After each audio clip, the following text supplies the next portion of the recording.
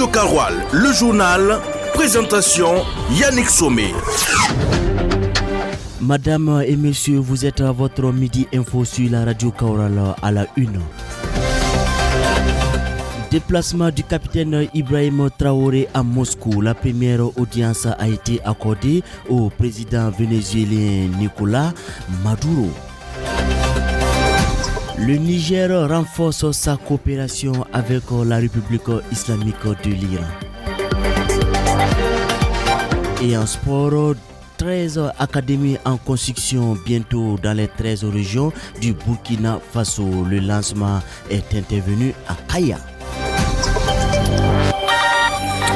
Voilà pour le sommaire de ce journal, 12h31 dans le studio de la radio et c'est la même heure au grand marché de Dori. Bonjour et merci d'être là en ce vendredi 9 mai 2025.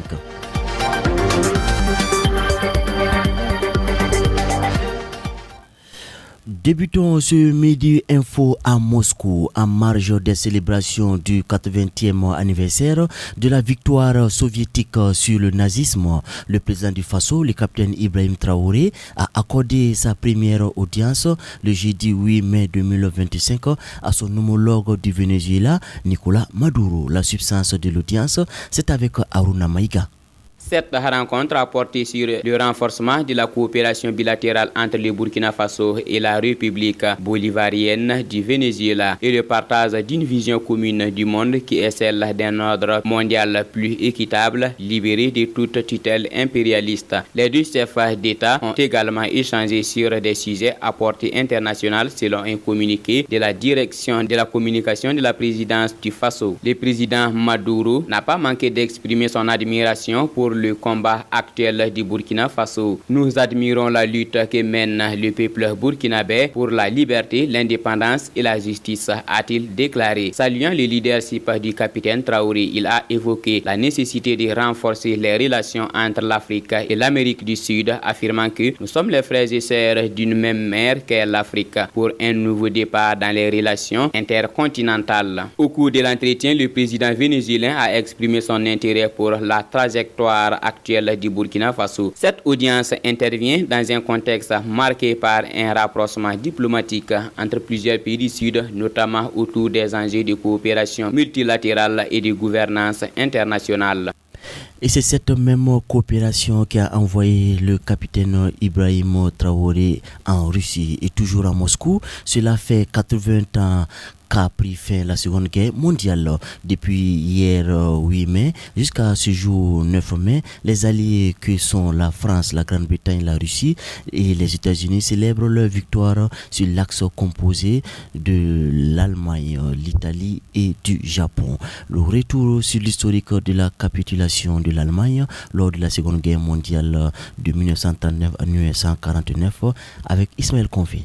La Grande Guerre débute sans déclaration le 1er septembre 1939 lorsqu'Hitler envahit la Pologne avec sa stratégie militaire dénommée guerre éclair. La Wehrmacht remporte des succès foudroyants de 1939 à 1941. En 1942, la Suisse, la Suède, la plus grande partie de l'Europe est sous la domination hitlérienne. De 1942 à 1943, l'espoir de gagner la guerre change de camp. En effet, les puissances de l'Axe ont reculé sur le front de l'URSS méditerranéen et pacifique. Dans le courant de l'année 1944, le Japon lance plusieurs offensives sur le continent asiatique qui toutes échouent. Les capitulations sans condition de l'Allemagne le 8 mai 1945 avec la prise de Berlin par l'armée rouge et du Japon le 2 septembre avec les bombardements d'Hiroshima et de Nagasaki au début du mois d'août 1945 marque la fin de la Seconde Guerre mondiale et consacre la victoire des Alliés amenés par les États-Unis, l'URSS et la Grande-Bretagne. Cette guerre totale a mobilisé l'ensemble des ressources économiques des différents belligérants et fait 50 millions de morts, majoritairement des civils. Sur le plan militaire, selon David Killengrey, spécialiste des questions militaires, l'Afrique a perdu environ 1,3 million de ses fils.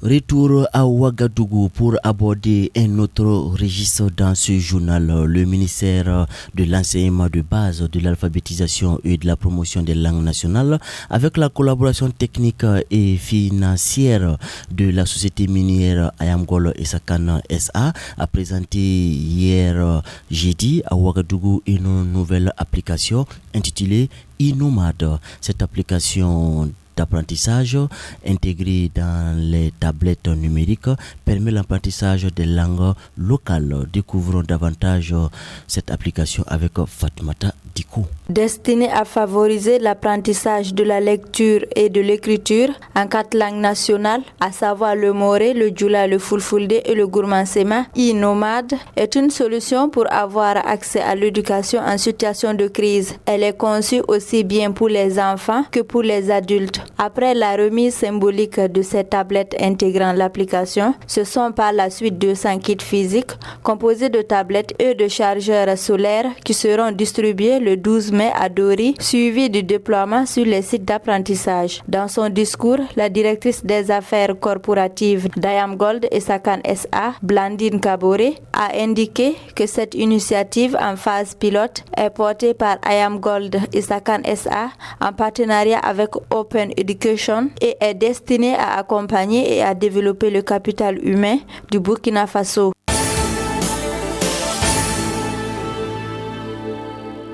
Direction à présent le Niger. Niamey ouvre une nouvelle page de sa coopération. Les autorités ont signé un protocole d'accord avec la République islamique d'Iran qui vise à renforcer la coopération bilatérale. Plusieurs domaines sont visés dans ce protocole. Les explications de Mamoudou Diallo. Cette initiative marque une volonté commune des deux pays de coordonner leurs efforts face à des menaces sécuritaires de plus en plus complexes et transfrontalier. La délégation iranienne conduite par le général de brigade Ahmed Reza Iradan, commandant général des forces de l'ordre d'Iran, a été reçue par le général de brigade Mohamed Toumba, ministre nigérien de l'Intérieur, avec qui elle a eu une séance de travail approfondie. Au cours des échanges, ces deux personnalités ont mis l'accent sur plusieurs actions conjointes, parmi lesquelles on peut citer la formation, le partage d'informations opérationnelles, ainsi que l'envoi des policiers et des gardes nigériens à l'université de la police iranienne. Ils ont également procédé à des présentations croisées de leurs forces de sécurité, abordant les défis spécifiques auxquels chacun fait face. Le Niger a exposé les réalités sécuritaires dans la zone sahélienne, les enjeux de souveraineté dans le contexte de la Confédération AES, ainsi que les besoins en renforcement de ses capacités, tout en affirmant sa volonté d'élargir ses partenaires sécuritaires. Un comité bilatéral d'experts verra le jour pour suivre l'exécution de cet accord qui se réunira chaque année en alternance entre Téhéran et Niger et aura pour mission de coordonner les échanges dans le cadre d'Interpol et des accords internationaux. Foot, basket, handball, judo, cyclisme, le sport. Et on termine ce Actu Midi par cette information sportive. Un tournoi majeur pour le sport burkinabé a été amorcé dans la capitale du Centre-Nord où le ministre des Sports, de la Jeunesse et de l'Emploi, Roland Somda, a officiellement lancé hier jeudi les travaux de construction de 13 académies sportives régionales. Cette initiative ambitieuse inscrite dans le cadre de l'initiative présidentielle pour la relève et la promotion de l'élite sportive vise à révolutionner la pratique du sport et à en faire un véritable levier de développement national. Le reportage de Aruna Maïga.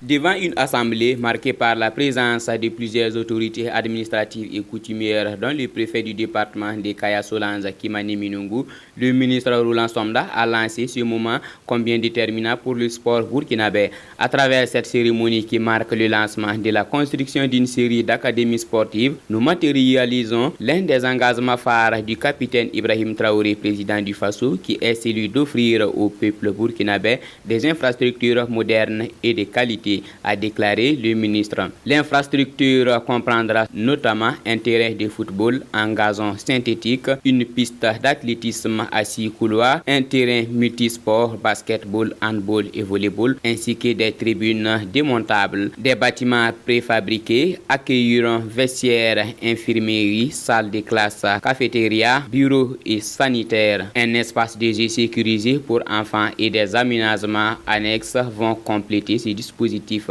Mais Kaya n'est que le point de départ. En tout, 13 académies sportives verront le jour, une dans chaque région du pays. En plus de ces centres sportifs régionaux, 2 stades ultramodernes vont être érigés dans les capitales politiques et économiques du Burkina, que sont Ouagadougou et Bobo Dioulasso. Selon le ministre, les travaux de ces stades ont d'ores et déjà démarré. Cette initiative entend faire du sport un vecteur d'inclusion sociale, d'éducation et de développement économique. Radio Karoual, le journal, présentation Yannick Somé. Fais preuve de gentillesse envers tous ceux que tu rencontres. Leur combat est peut-être plus dur que le tien, disait Platon, philosophe antique de la Grèce. Et c'est à travers cette citation d'ailleurs qu'on arrive au terme de ce journal de midi sur Kaural FM. Merci de l'avoir suivi. La mise en onde a été assurée par Amadou Tiko. Juma Moubarak à tous.